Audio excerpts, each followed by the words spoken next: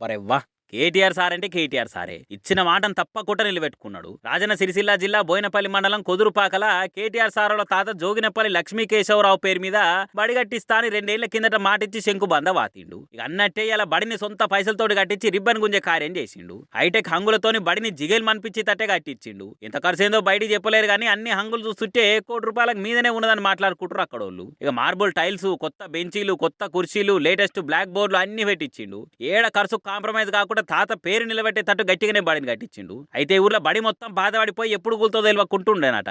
కేటీఆర్ సార్కి సంగతి తెలియంగానే నేనే నా సొంత ఖర్చుతోటి బడి కట్టిస్తా అని అప్పట్లో ఊరోళ్ళకు మాటిచ్చిండు. అన్నట్టే ఇవాళ దాన్ని నిలబెట్టుకున్నాడు. ఇట్లా తిరుమల ఎంకన్న లడ్డూ మీద రచ్చ నడుస్తుంది తెలిసే కదా. ఇప్పటికే అన్ని పార్టీలు మీదంటే మీదే తప్పు అని ప్రాయశ్చిత కార్యాలు చేసుకుంటున్నారు. లడ్డూను కల్తీ చేసిర్రని అందరు తిడుతున్న వైసీపీలు కూడా చంద్రాల సారే లడ్డు పవిత్రతను దెబ్బతీసిండని తిరుమల ఎంకన్న యాత్ర పెట్టుకున్నారు. ఇక వీళ్ళందరూ ఇంత చేస్తుంటే బీజేపీ వాళ్ళు నేనేం చేయకుంటే ఎట్లా అనుకున్నదో ఏందో మాధవిల తక్క ఏకంగా మంది మార్బలా నేసుకొని వందే భారత్ రైలెక్కి తిరుమల ఎంకన్న దర్శనానికి బయలుదేరింది. ఇక జర్నీల చిడతలు, తాళాల గుత్తులు చేతుల పట్టుకొని ఇట్లా భజనలు కూడా చేసింది. అయితే అక్క పోకడలు చూసిన వాళ్ళ దాంట్లో చాలా మంది కొత్తగా నామాలు పెట్టుకున్న వాళ్ళకు నియమాలు ఎక్కువ అన్నట్టు కామెంట్లు చేస్తున్నారట. అక్కకు బీజేపీ వాళ్ళు ఏదన్నా ఒక పదవి ఇచ్చేదాకా ఈ వాయింపులు ఆపేటట్టు లేదని సురుకులు పెడుతున్నారు. ఇక ఇది ఇట్లుంటే రాజాసింగన్న కూడా గుర్రం అంటున్నాడు. తిరుమలెంకన లడ్డు కల్తీ చేసింది మీరంటే మీరు అనుకుంటా తిరుమలెంకన దర్శనానికి పోయి ప్రాయశ్చితం చేస్తామని డ్రామాలు ఆడుతుర్రని ఇండైరెక్ట్ గా వైసీపీ వాళ్ళకు సురుకులు పెడుతున్నాడు. లడ్డూలో ఈ పందులు కానీ వేరే వేరే జంతువులు మొత్తం నెయ్యి కలిపినారు. ఆ మాట విని చాలా మంది బాధపడుతున్నారు.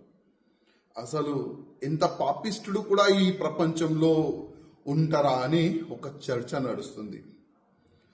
ఇవాళ ఒక న్యూస్ చూసిన ఒక టీవీ ఛానల్లో ఎవరో అంటే ఆ గుడిని అపవిత్రం చేయనికి ప్రయత్నం చేసిన వాళ్ళు ఇవాళ లేకపోతే రేపు దర్శనానికి వెళ్తారంట. అంటే ఎంత మీరు ఘోర పాపం చేసిన తర్వాత కొద్దిగైనా మీకు సిగ్గులేదా? మళ్ళా మా తిరుపతి దేవస్థానం మా దేవుడికి దర్శనం చేయడానికి మీరు వెళ్తారా? మా దేవుడి పైన మీకు నమ్మకం లేకపోతే మీరు ఎందుకు ఈ షోపుటప్ రాజకీయం చేస్తున్నారు? ఎందుకు ఈ షోపుటప్గా మీరు దర్శనం చేయడానికి వెళ్తున్నారు? నాకు అర్థమైతే లేదు.